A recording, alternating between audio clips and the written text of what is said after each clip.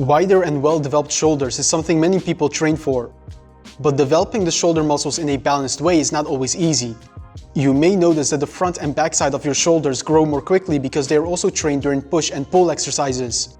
But the side deltoids are often lagging, and this is exactly the head of the shoulders that is responsible for a wider looking frame and 3D delts.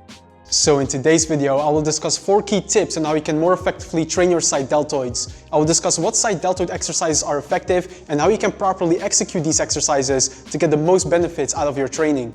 Before we dive into side delt training, let's first look into some basic shoulder anatomy. Because the shoulder has 3 heads, a front, side, and rear deltoid. Today we will mostly look into the side deltoids because this is what's responsible for that round shoulder look. Developing the side delts can greatly contribute to the width and aesthetic of your upper body if that's something you're training for. The main function of your side deltoids is vertical shoulder abduction. This means raising your arms to the side. This is why side delt raise exercises are popular options for side delt training. In this video, I will also mostly discuss side delt raise variations and techniques, since a proper side delt raise provides the most bang for your buck when it comes to side deltoid development.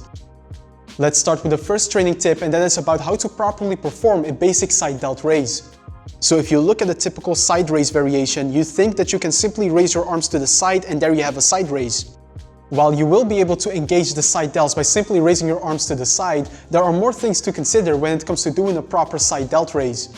For instance, we know that the muscle is maximally stimulated if the resistance runs in direct alignment with the muscle fibers you're trying to train. When you stand upright and perform a side raise, the resistance does not run directly in line with the side delts, but it runs between the front and side deltoid heads.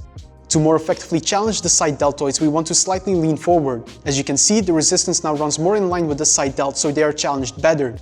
During a side delt raise, I also like to not just raise the arms straight to the side, but to raise them slightly in front of your body in a scapular plane.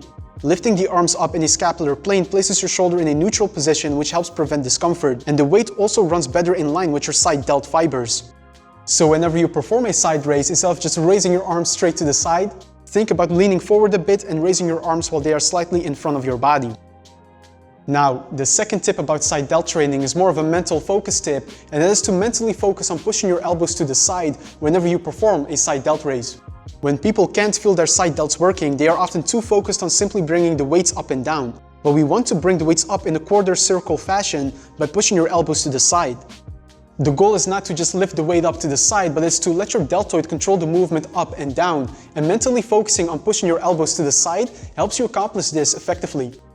This also helps you prevent the traps from taking over the movement. It's common for people to feel the traps working more than the side deltoids. While it's normal for your traps to assist in a side delt raise, we don't want to overly shrug the shoulders up while doing the side raise to keep the resistance mostly on the side deltoids. So remember, don't just lift your hands up during the side raise, but focus on pushing your elbows to the side. The third tip about side delt training is relevant for those that struggle with controlling their form during the side delt raise, and that is to experiment with chest-supported side raise variations. When you perform a chest-supported side raise, by definition, the amount of momentum you can use is limited. Because you are locked into position, you can't use hip momentum to help you lift the weight up during the chest-supported side raise. And I like to use this side raise variation mostly with clients that find it difficult to control momentum and tend to use their hips a bit more during side raises. The chest-supported position forces your side delts to take on the majority of the load during the exercise. Doing a side raise while chest-supported is also quite humbling. Because you are locked into position and can't use momentum, the amount of weight you can lift is also limited, but that's okay. The side delt raise is one of those exercises that involves a small muscle group, so the strength progress you can make on these movements is very slow. If I look at my own progress, I've been lifting the same weight on side delt raises for the past year or so, but this doesn't bother me because if I look at, for instance, my shoulder press, this has progressed, so I know that my shoulders are still getting stronger over time.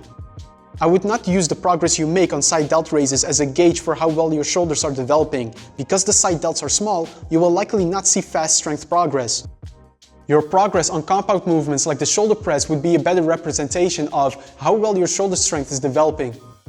The fourth and final tip about side delt training is also using cable side delt raise variations in your routine. So far we have mostly discussed dumbbell side raise variations. But if we compare a dumbbell and cable side raise, the cable has a more advantageous resistance curve. With a dumbbell side raise, at the bottom of the lift there is no resistance on the side deltoids. As you raise your arms to the side, the resistance on the side delts increases. While with a cable side raise, throughout the range of motion, your side delt is under tension. This is why with most of my clients, I incorporate both a dumbbell and cable side raise variation in their routine so that they can get the benefits of both worlds. The technique of a cable side raise is similar to a traditional dumbbell side raise. You lean forward slightly and bring the arms up in a scapular plane. Now, we have discussed 4 side delt tips, but you may be wondering, what about the shoulder press? Doesn't a shoulder press also train your side deltoids? And they do. With a shoulder press, there is also a component of vertical shoulder abduction. But we do see from the research that a shoulder press is quite front deltoid dominant. While it's certainly worth incorporating a shoulder press variation in your routine, I would see this more as a bonus for your side deltoid training rather than a standalone exercise you use for side deltoid development. Let's now look into how you can actually incorporate these 4 side deltoid training tips into your routine. As a rule of thumb, doing between 6 to 12 sets of shoulder isolation training is what I'd suggest to most people. So if we take an example with 2 upper body days, you can see an example in which we have 2 dedicated side raise exercises and a shoulder press variation. This template can be used if you're looking to enhance your side deltoid development. Having about 2 to 3 side deltoid focused exercises in your weekly training routine will help you place good emphasis on this region. Especially if you use the tips discussed in this video, you will be able to stimulate the side deltoids well. I would typically train the side deltoids with sets of about 10 to 12 repetitions. As mentioned, the side deltoid is a small muscle group, and having proper control is more important than trying to lift more weights. A higher rep range typically helps you focus more on executing the side raise movements properly. And that is all for today's video. I hope you now have a clear understanding of how you can go about effective side deltoid training. As always, if you have any questions, feel free to leave them in the comments below. Also, if you found this video helpful, then leave me a thumbs up, subscribe to the channel if you haven't yet, and I look forward to seeing you in that next video.